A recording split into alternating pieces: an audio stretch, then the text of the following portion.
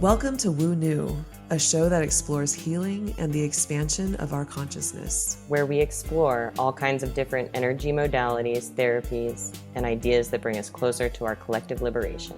I'm Ellen, and I'm a journey work guide. I'm Sam, and I am an integrative energy therapist. And together, we are the co-creators of We Are All Daughters, a quantum healing space dedicated to helping us reconnect to ourselves, our bodies, each other, and the universe.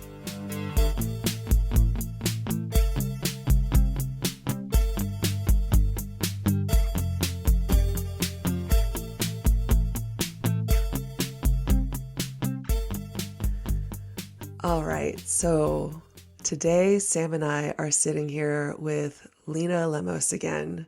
We had a conversation with Leena, man, I'm trying to remember now. I feel like it was literally years ago, but I know it was only months ago.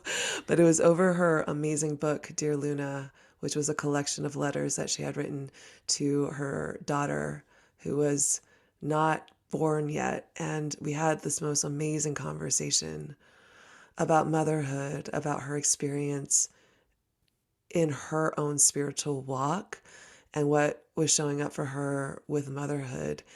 And now looking back at that conversation, it always baffles me, like in the most beautiful way, where I'm like, we were all so meant to meet and be connected. And it was really just this doorway that the universe just kind of guided us into to connect us all together. Because now Leena has created this beautiful space and collective called House of Enlightenedhood. And it's very much a soul purpose offering that both Sam and I are so grateful and honored to be a part of. And so this conversation today, we are just really excited to get into all things House of Enlightenedhood and talk about Leena's path in being called into this service and called into this work and what her vision of it is, and just all the good, amazing, gooey stuff that is involved with House of Enlightenedhood that, again, Sam and I are just so honored to be a part of. So welcome back. We're so pleased to have you. Woohoo. I'm so excited to be here. Thank you for having me back. Absolutely. So let's just rewind the clock a little bit. So much has happened since we last talked. I know. When did we last talk? I'm trying to remember. Do you remember? I think it was April. I believe it was April. So it's almost been a year. Okay. Wow. Dang. Okay. That's amazing. All right. So I know even then this idea for House of Enlightenedhood was already percolating within you. So yes. I'd love to bring us back to the point where you received this download that kind of pushed you in this direction to birth this. Yes. Well, it's been an almost over 3-year evolution.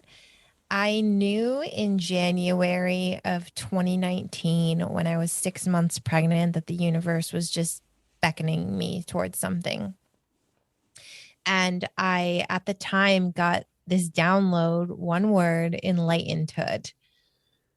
And I just thought to myself, wow, that truly describes, I have no idea what it means, but I also know that it truly describes everything that I am experiencing right now with impending motherhood. And I was experiencing prenatal depression at the time, and I was really unhappy with my job that I had loved so much, but the management had changed, and I really felt truly unworthy and truly lost.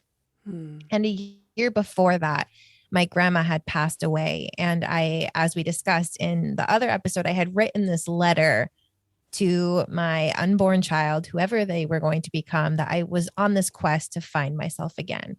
So I was about 9 months into that quest of finding myself again. And I knew that I was kind of at this crossroads where after my maternity leave, what was I going to do? And now that I had this word enlightenedhood, I just felt this cord connect into my heart, and it was almost like it was pulling me, and I didn't have a choice of whether or not that I was going to go or not. I just had to go, and I knew I had to go, and I knew I had to follow relentlessly.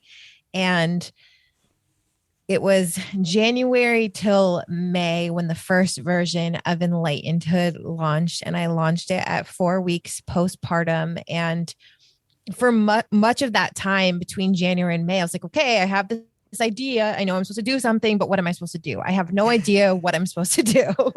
And it's like, okay, I'll just do what I know. I had worked in media and marketing for 10 years. I'll build a website and I'll start a podcast because I just need someone to talk to about what is happening to me right now. Yeah. I feel like that's such a therapeutic part about Right? having a podcast too. It's like, Yeah. oh my gosh, we get to geek out on all the things that like, Totally. maybe your friends from before this, journey started would be like, okay, you've actually lost your mind now. Yes. Yes. And I felt that way going into motherhood because I was so confused about why we still have this really shitty, shallow rhetoric around pregnant women and motherhood when to me there was this bubbling of this sacred initiation that was happening. I was wide open and raw, and to have it kind of boiled down to be like, oh, what are you craving? Is your baby either sleeping? I was like, fuck this. I need to go deep. Like, someone please talk to me about the depths of our soul in the universe.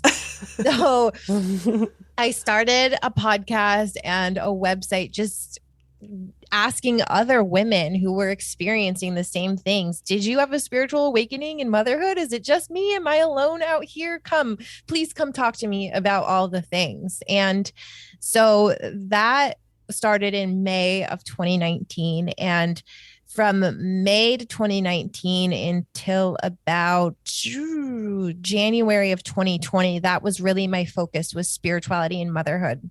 But on this path, the more women I talked to, the more I, of course, was starting to do my own work and really wanted to find a way to serve and give back and truly do justice how I felt the gravity of this word enlightenedhood, how it was transforming me and what it was beckoning me to. And it started off as being spirituality, rituals, and education for mothers. But even that at the time, it still didn't feel like me. And it still didn't feel right. But I was walking alongside enlightenedhood. As I was healing and growing, it was evolving and growing. And I think when the pandemic started in March of 2020 is when I truly, truly started doing the shadow work and the real actual work. And I always like to describe it almost as we wake up to our existence, but it's almost in the matrix version of spirituality where it's big business spirituality. It's like, here's crystals and yoga and all these certificates and all these things that you need to be spiritual and woke and all these things. And when we turn that focus inward, I think that's when the true work and the path begins. So I'd say it was about April of 2020 when I really started to feel like resistance to what I had created. And I also felt like that I had stepped into this space as this woman who was talking about motherhood and spirituality. And I almost started to resent too that my identity was connected just to motherhood, because I felt like I felt like enlightenedhood and this idea and the visions that I was starting to see of what House of Enlightenedhood, it was still Enlightenedhood at the time, could become. It was just so much bigger than that. So I was really in this, in this weird lull position. And I just kept trying and pushing forward because I knew that this was supposed to become something. And I started having these dreams of all these women from around the world coming together. And that's really what the first stage of Enlightenedhood had created, was this beautiful global sisterhood of other mothers who were kind of in this cohort that were stepping into this spiritual space together. And I started to notice that they were all following each other on Instagram, and because I had connected them, and it really became this spider web of women who saw the world like I did, and I had kind of in my field of dreams, but I still felt like there was something more. And it all came crashing down when in September of 2020, my business partner at the time left. and said, I have to focus on other things. I can't do this anymore. And it kind of burned everything to the ground because from April to September, I was doing the shadow work and I kind of let her take the driver's seat. So I went to the ocean and I just sat there and I said, whoa, what am I supposed to do? What is this supposed to be? Because I've been following this relentlessly for a year and a half now. And it feels like it's nothing, that it's absolutely nothing. Am I wasting my time? Should I just go back to what I was doing before? Just give me the answer. And I sat there and I just heard this whisper that said, build the village. Mm. And I had seen it. I had seen it before in meditations, but the strongest vision came through where there were these people from all walks of life and religions carrying like artisanal goods and flowers and children all walking towards this. It looked like a temple, really. Mm. And I saw inside the temple, there were just all these different spaces to gather and to laugh and to create art and to meditate together in this collective space that people were just radiating. And that vision just stuck with me so deeply. I was like, okay, build the village. What does that even mean? Mm. And so I sat with it for a good amount of time, probably 2 months. I sat with it. And at the time, because I had been doing so much work, I was evolving really quickly. And I really started to develop my channeling skills and my intuition. And I was like, okay, this is my chance to break free from the wall I had been hiding behind a House of Enlightenedhood and truly be Leena and break myself away. I don't want to be behind this shield anymore, but I also really do because I have no idea what I'm supposed to do.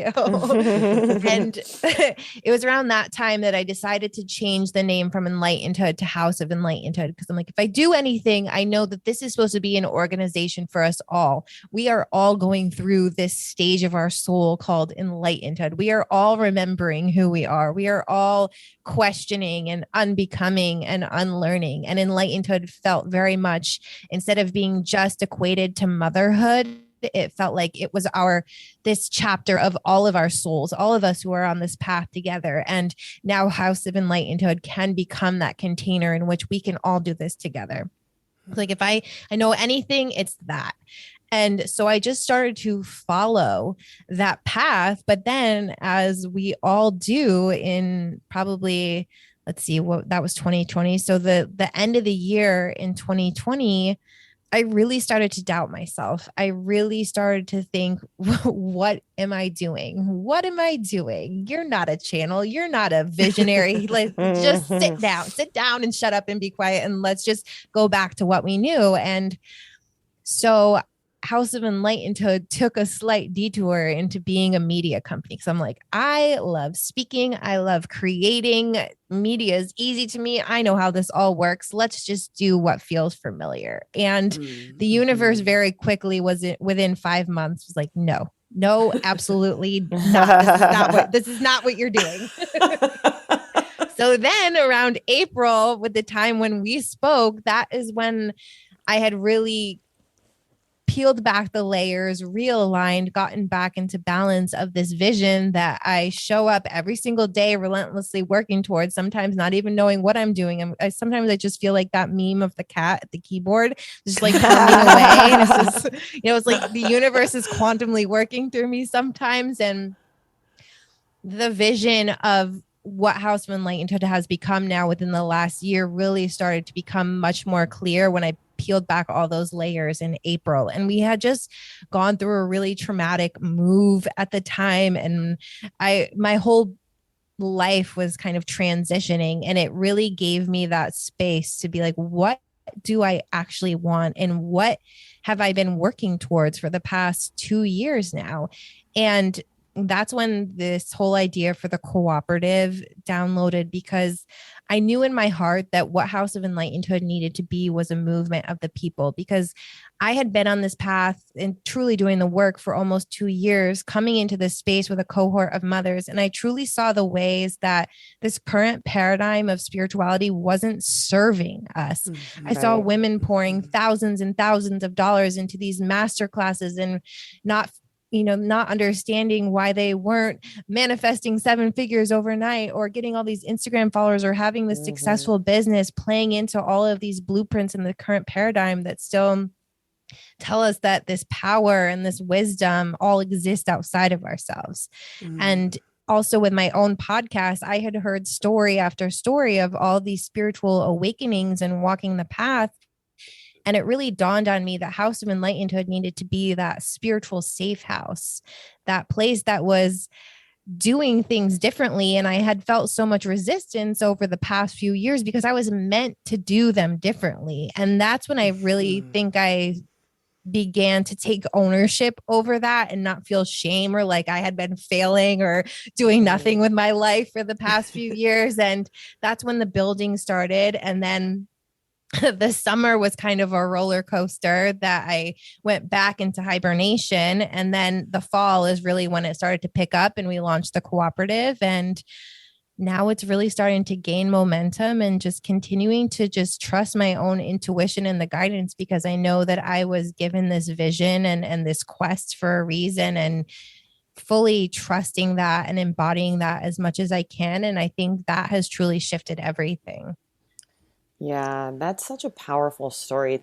Thank you for sharing that, because I feel like so often we hear about people who are just starting their journeys, and I know myself, I personally felt this way, where it was like, okay, I hit the dark night of the soul. I like learned from this. I'm expanding. I'm following my intuition. And then we often don't talk about the fact that everything is an evolution and everything is cyclical. So it's like, it's that those parts of your journey where you had started and then realized that the alignment still wasn't quite right, and then gotten more downloads. It was like you had to go through that to get that insight and to really know what is an alignment and what is not, and to really see and be able to look back on it, that everything that you built up to that point still was critical in where you are now, and like, just appreciating the ups and downs of the journey. Yeah. I see it so much as like a shedding, Yes. layer by layer by layer, like all of these like little shedding of the armor, shedding of these previous versions of yourself, that to get to like the gooey center, like I see it even in the short time that we have known each other, this year, which honestly feels like a full lifetime already. I know. I see the transformation happening. I see, like the Leena like sitting here talking to us right now is very different than the Leena from April of 2021. Yes. And it's not that you were like, like a lesser person then. It's just I feel like you are like opening up into this, like, it's almost like you're stepping into your power truly. And that's what we're witnessing, and it's really, really rad to like witness that. Thank you.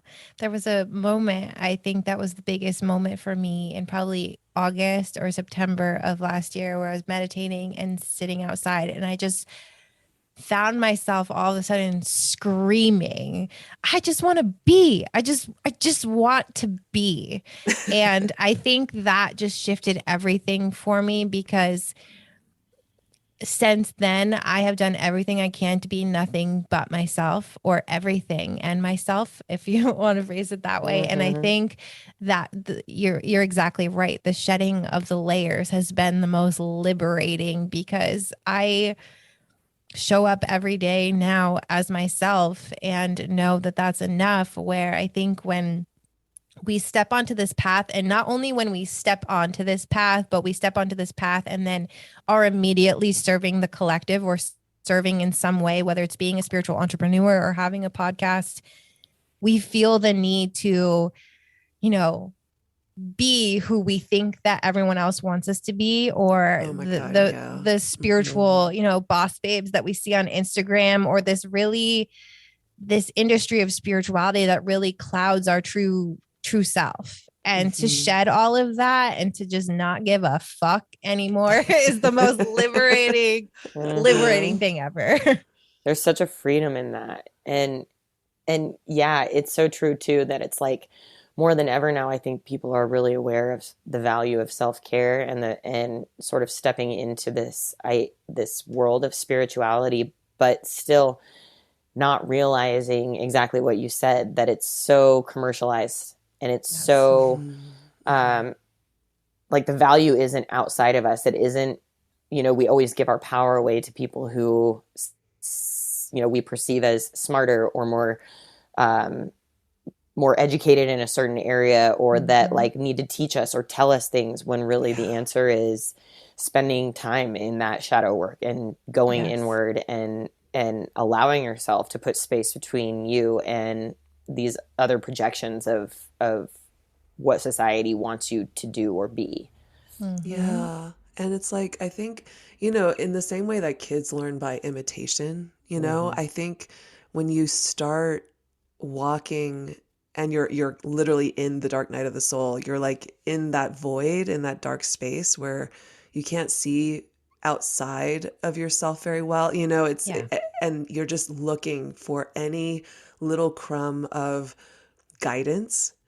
It's really, I'm now starting to wonder if all of us are just meant to start by imitation first, Yeah. like Yeah. by Mm-hmm. following all of these like leaders and oh, this is what spirituality looks like. Okay, let me do that, Yeah. and slowly by almost like putting that garment on or putting that costume on and trying it out a little bit and realizing, okay, wait, there's actually something that doesn't quite feel good, or it's kind of itchy and I don't feel like this is part of my skin. It's almost like you have to go through that process in order Yeah. to shed it, right? Mm-hmm. Yes. So, yeah, I almost kind of want to say like I honor the fact that I had to do that. Like I had to kind of Mm-hmm. fall Right. into all those traps, and buy Yes. all the crystals and like, do all Yep. the things and in order for me to see like, wait a second, this power really is in me. And so much of this is also like tying to, I think, for me personally, like really being in inquiry with the dark feminine, understanding the Yeah. light feminine spirit and like what that energy feels like and what our society has held for so long, but really stepping into that dark feminine, which is not as popular or lauded or praised or respected or even like celebrated. And Yep. that I think for me has been the departure of like, okay, now that I've kind of discovered who I am to this degree, I know there's going to be a lifetime more of discovery. Like, how do I diverge from the masses and kind of go down my own path of like self Mm. inquiry and self discovery now, where I Yeah. don't have to, you know, imitate others anymore. I can just really trust in my own intuition. Yeah. And even to expand on that, like tapping in with that feminine energy just in general, because we're so used to being in these systems Mm-hmm. that are so filled with masculine energy. It's all about Yeah. production, it's all about doing, like getting more, achieving more, burning out, like is being celebrated. And then just allowing yourself to be in any sort of feminine energy Yeah. is such a huge transformation. Mm-hmm. Yeah. I completely agree with that. And I think that's truly the dark feminine. I love that you mentioned that, Elle, because I think embodying that version of myself and in that remembering that has really allowed me to walk to the beat of my own drum, Mm-hmm. because it just, I think it sparks this inner fire within you. And I think once you also can just access this well of deep unconditional love for yourself and compassion for all your past selves, and know that this path that you're walking is so brave and celebrated, it just, it becomes a completely different way of existence. Mm-hmm. Right. Mm-hmm. I think that is, at least looking and watching you from my vantage point or from my, where I'm sitting, I feel like that is so deeply part of your purpose also with House of Enlightenedhood, Mm-hmm. that a lot of different women's circles, or, you know, and I don't even want to call House of Enlightenedhood a purely women's circle. It's like, it's so much bigger than that. But in a lot of these different circles, you don't have that sort of piece of it, you know? Mm-hmm. And I do think that who you are, and I just like want to share this one story because it resounded so deeply within me. Leena has this beautiful offering called Sisters of Sirius. Am I getting that right? Yes. Yes. Okay. And tell me your partner's name again in that. Farah. Farah, who is like basically a past life sister. Yes. We were sisters in Egypt together. It's so amazing that you guys have come together in this I love lifetime. that. Yeah. And I was able to sit in on one of the meditations that you guys led. And this is like I know my path this year is to go through and meet the dark feminine within me and to do a lot of sexual trauma healing. But in this one meditation, I don't even know what happened there. It was just kind of like, I feel like what I received was almost this knowing that you and I have had past lives together in the same sort of priestesshood. And I do feel like there is a connection with the Mary Magdalene lineage that I'm starting to kind of notice. And through that one meditation, I came into connection with that knowing. And I know this sounds super intangible and esoteric, but I'm like, there was something that and it was so short. It was like a 30-minute meditation, but it was so deep and it unlocked something in me. And I remember voice messaging you afterwards going, I think Mary Magdalene is calling to me. And you were just like screaming, you know, it was just, it was super, like, I can't even explain it. I don't know. But again, I just feel like part of what you are here to do with House of Enlightenedhood is to it's not even reconnect. It's like wake us up. Activate. Yeah, activate, Yes, activate these is a great already. Yeah, it's like the cords are already there. The energetic ties are already there. It's just you're activating all of them. So I've been holding this information about myself for 2 years. And I shared with you this story of when Mary Magdalene first came to me. And it was about the spring of 2020. And I like to spend my afternoons karaokeing with myself at times because I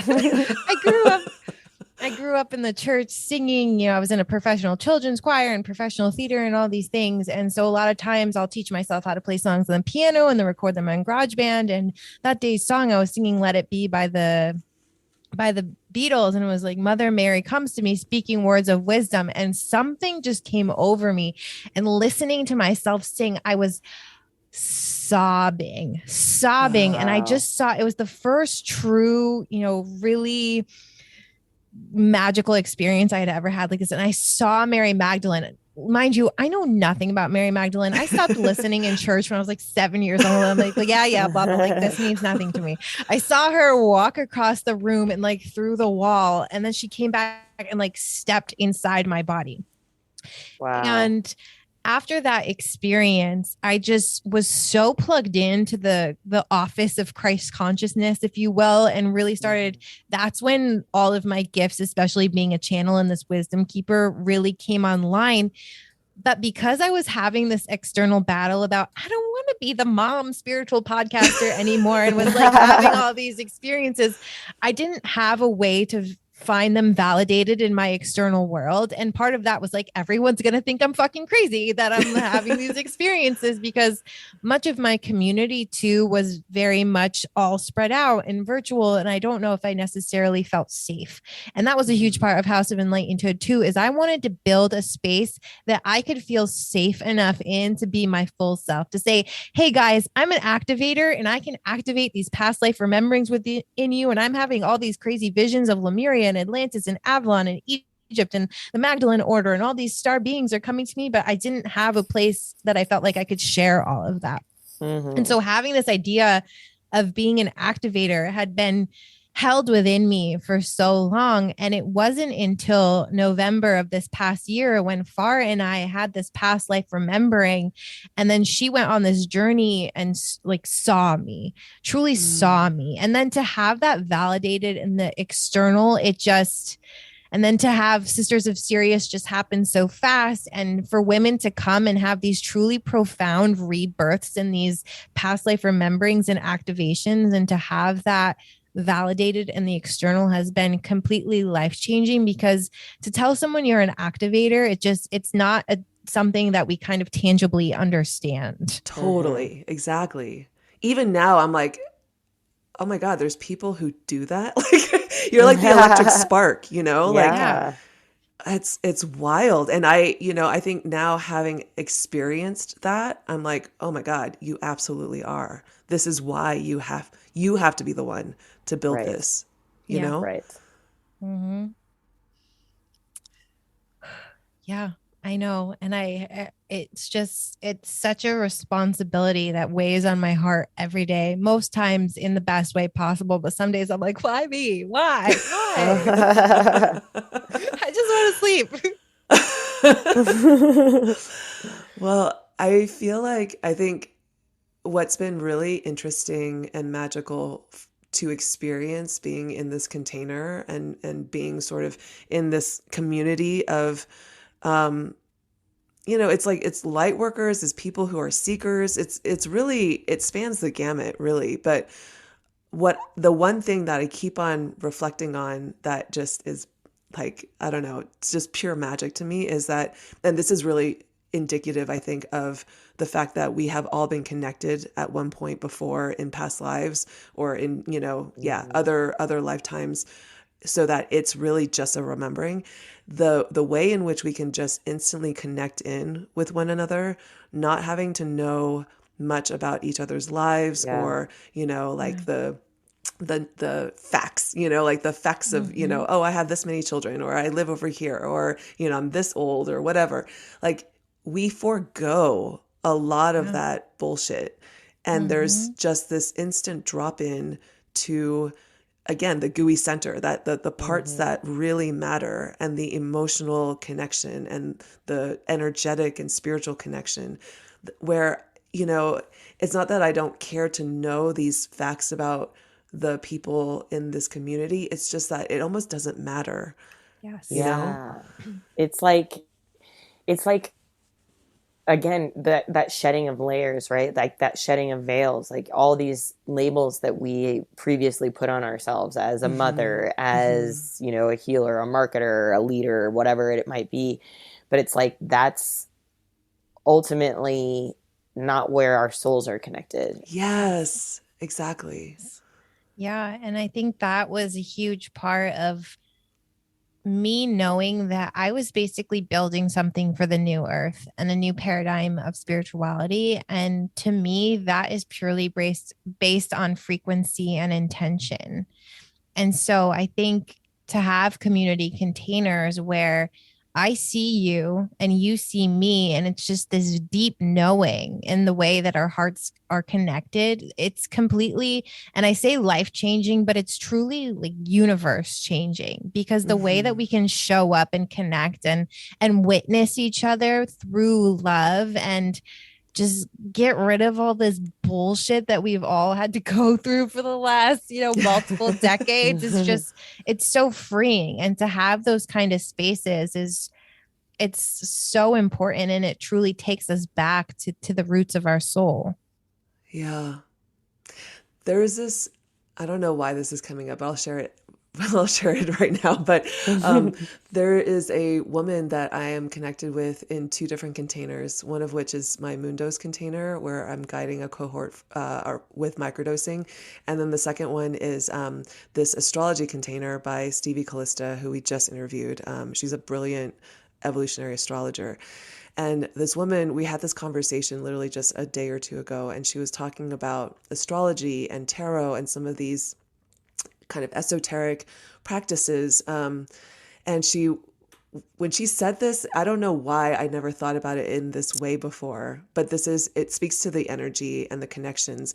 She was saying that like these practices, these rituals, these concepts have been studied and played with and worked with for eons, right? Like centuries. They're Mm-hmm. so old that there's already energetic pathways created, so it's easy for people to kind of like drop into Yeah. these, you know, these Mm. practices because the energetic pathways are already there from lifetimes ago, you know? Oh, And then it just made me realize as we're having this conversation, you being an activator, you're literally lighting up these already mm-hmm. present pathways, very Yes. much like the mycelial network, you know? And Yeah. it's these beautiful, energetic cords or paths, or however you want to call it, the neural Yes. network that connects all of us, this beautiful web.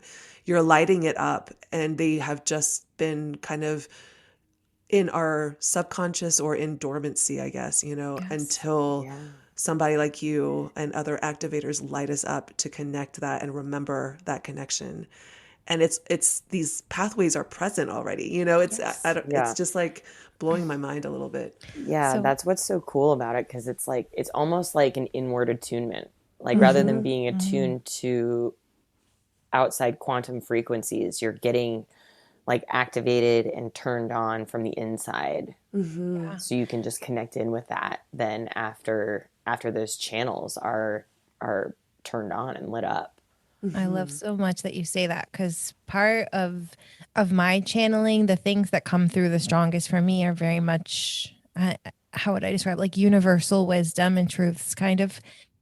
And one thing that came in so strongly a few months ago that I saw is how we, whether in past lives or between lifetimes, have basically implanted these seeds of remembering within specific relationships that we're going to have in certain lifetimes, within plant medicine, within specific experiences.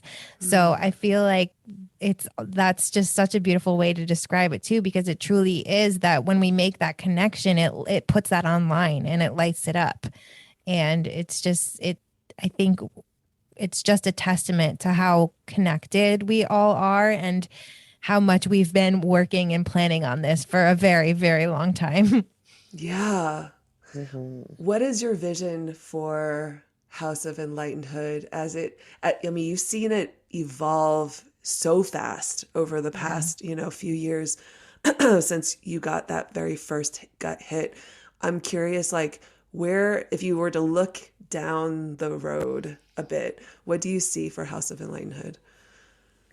House of Enlightenedhood, my vision is that it is a spiritual safe house to make spiritual wisdom, tools, healing, and community accessible to every single person on this planet, being a humanitarian project and safe space that completely re-levels the playing field of spirituality, that returns wisdom back to its sacred lineages, that decommodifies this industry of spirituality and allows us truly to feel not only safe to explore our souls, but seen and held in that. And just a reimagined space for us all to be, come as you are. You don't have to have, leave your certificates, leave your Instagram followers, and leave all that stuff at the door and come in and just be. And we will be here to hold you. And I also see it extending into new ways to support communities, and especially bringing these services, especially from the members of our cooperative, into communities and to those who need it most, who up until this time may have not had access to this type of wisdom, because as we know, in the online marketing world right now, there's huge paywalls that tend to stand in between this type of wisdom and communities, and really bringing that back home to everyone.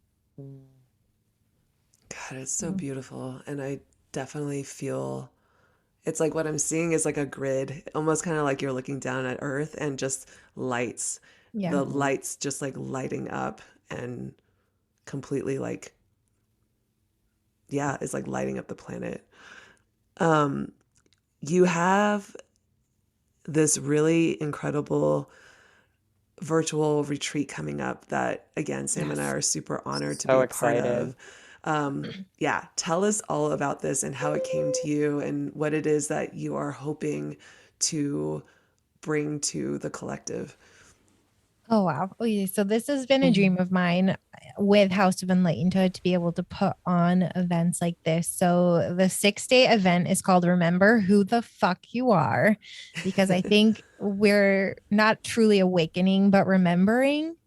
And it's a 6 day summit for the new earth starting on Sunday, March 20th, the spring equinox, with one event per day leading up till Friday, March 25th, which happens to be my daughter's third birthday.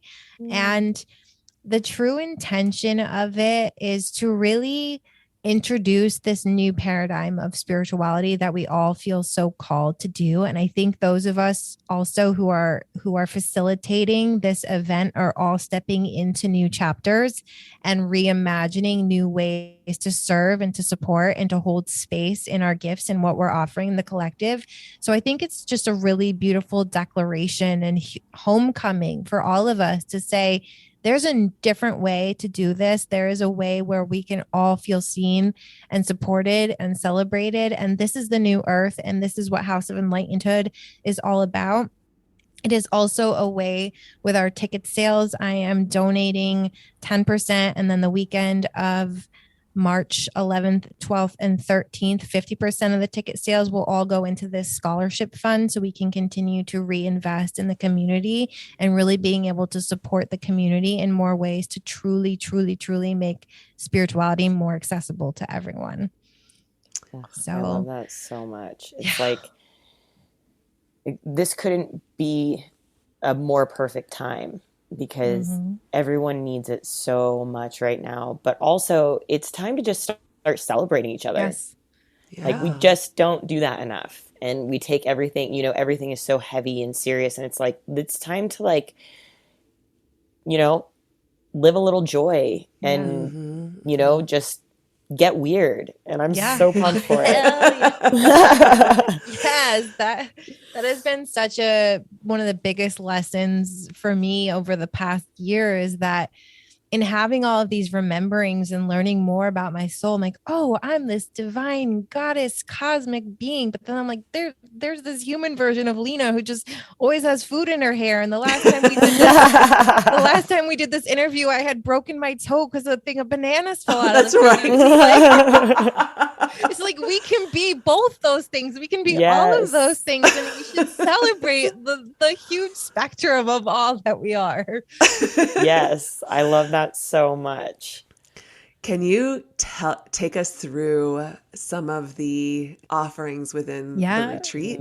Of course. So the first day at 8 p.m. Eastern time on the equinox, March 20th, I'm going to be hosting a workshop about the 3 pillars of the new earth. And this has been something that I have been working on for over a year. And it's all kind of just come together in the ways and the values that I have put into House of Enlightenedhood. And then I'm going to be guiding everyone through a new earth activation, meditation, attunement. Oh, and then my whole body just lit up. So pumped. And then Monday is your wonderful class, The Sacred Magic of Mushrooms. If you want to share a little bit about what you'll be doing during your class. Oh, yeah. Yeah. So I think Sam and I actually got together and we delivered this beautiful workshop around microdosing specifically for House of Enlightenedhood, maybe about a month ago. Yeah. And so I think we're going to come back together again and talk about the sacred mushroom. It won't be just relegated to microdosing, but macrodosing as well. And really what the mushroom is here to bring us, how they're here to work with us and to guide us back into a deep connection with not just ourselves, like, our little selves, our inner children, the earth, each other, really our the universe. Ancestors. Yeah. And so within that, we are planning on taking you down into the earth to connect to the mycelial network as well through a meditation. So really excited about that too. It's going to be magical. Yeah. I'm so excited for that. And then Tuesday, my sister and I, Farah, of Sisters of Sirius, we are hosting a workshop on how to activate your intuitive channel and truly be able to begin to trust and discern that fluid stream of consciousness coming through. And then we're going to be doing an automatic writing meditation and allowing everyone to just try out journaling with that. And then Beautiful. on Wednesday, I am hosting a Remembering Lemuria class with Seer and Portal Kelly Walsh. And we have been channeling and downloading like crazy. We both have just such strong roots in Lemuria. And I've been working with a Pleiadian Lemurian guide that's kind of been sharing. So we're going to be walking through like, what is Lemuria and why is Lemuria such an important part of the new earth? Because to me, the value systems and the structures from Lemuria are truly the heart of the new earth, where these, these Egypt, these dark goddess rememberings are very much the power and the magic that go into the new earth. And Mm-hmm. so we're going to be guiding everyone back into Lemuria through breath work and doing reattuning the water in your body to the crystalline waters of Lemuria. And then Beautiful. on Thursday, Mari Vega is hosting a workshop on tuning back into your womb space and your sacral chakra, and more about cyclical living and truly how to create these foundational rituals to integrate the spiritual and the psychological and the intuition of your womb. And then on Friday is the wonderful both of you again with a closing sound bath and distance Reiki. Oh, God, I cannot wait for this. Oh Yeah. man.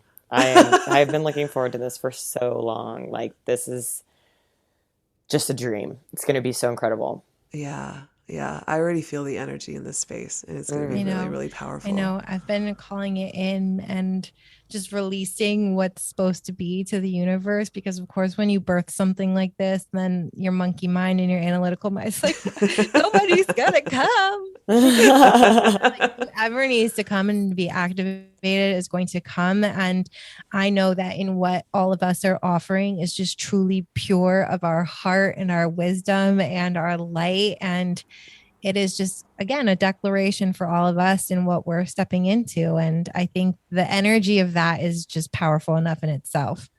Mm. Yeah. And we find that all the time. Even sometimes we do these moon circles where we do breath work and Reiki, and another healer, Nina, works with us and does Akashic readings, and even sometimes it's like the most powerful ceremonies are the ones where it's only a couple of people, and the energy is always so intentional regardless of how big the group is. Yeah. It's like everyone is so divinely meant to be there, and so this Yeah. this group I can already feel is going to be incredibly powerful, and this is going to be a really, really healing week. Yeah. Mm-hmm. Me too. My One of like I think this is my personal last question for you. As we're talking about House of Enlightenedhood, who is House of Enlightenedhood for? What describe the person that you are speaking to when you're talking about the collective of House of Enlightenedhood? I am speaking to the person who's ready to unbecome from all of the things that they thought they were, to return home to their true self, to their inner light, in a safe space that maybe you have not found before, in a collective that maybe you haven't seen, that isn't. I I'm always such a big proponent that community is truly medicine and should Mm-hmm. be a place that allows us all to be seen and witnessed. And in the echo chamber, in the online marketing days that we live in, it can be really hard to find community with intentions that are about support and Mm. being witnessed, and not being part of someone's marketing funnel to try to sell you into their bigger programs. Yeah. And so it's really a space to come as you are and be loved for it and feel safe enough that you're not crazy for what you're experiencing. You are divine, you are a messy human, and you can be all the things, and find a place to share that and to find like-minded people who truly just want deep connections, these deep connections that we were talking about, where you can see someone else's soul and feel supported that you are also being seen. And then with our cooperative and the inner group, that's really kind of the leaders and the thought leaders of the space, calling in those who are ready to plant a legacy where maybe you hadn't really felt like enough in the current version of spirituality, and you feel like you have so much love and wisdom to pour out to the collective, but not really sure where exactly to do it. We've built the house. Come help us furnish it and put in some couches and some espresso machines, and let's all gather around the kitchen island and just talk about the mysteries of the universe. And I think that's the beautiful part of, I've really, as a generator, and Ali, you and I have talked about this, it's this deepest engine and responsibility of just to keep going and to keep building. And I've had to breathe and take a step back. I'm like, it's now the foundation is created and the house is built. And now whoever comes and who feel called to come and to help build, or to add on a screened in porch, or to help us plant the garden, the house is there, but it needs to adapt to the collective energy of whoever feels called to be there. And it also helps me kind of take the step back to say, I can be the visionary to really sense of where we're going and making sure that we're upholding those value systems. But now it's up to all of us to co-create that space together of what we need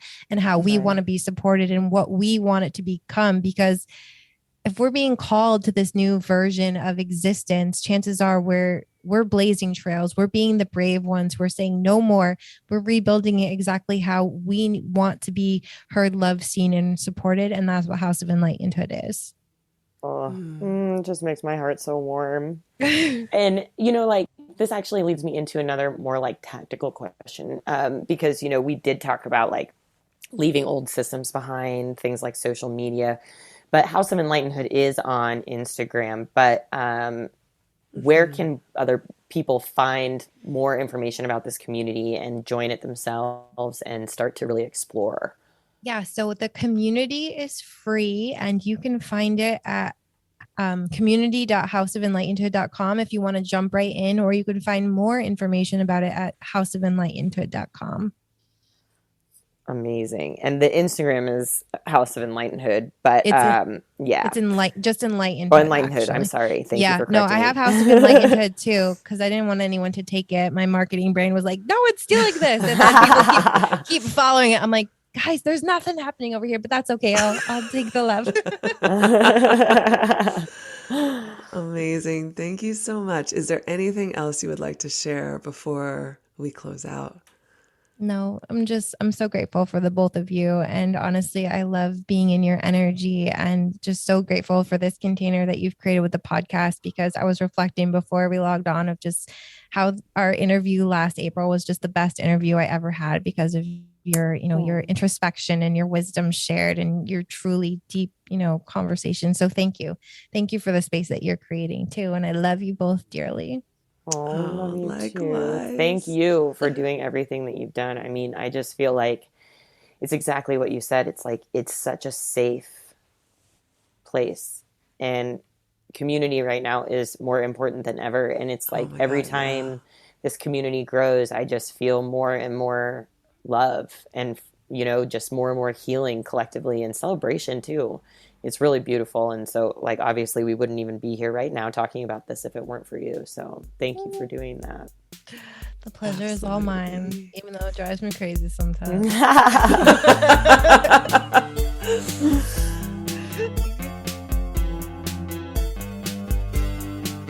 Music for Woo New is composed by Adam Miller.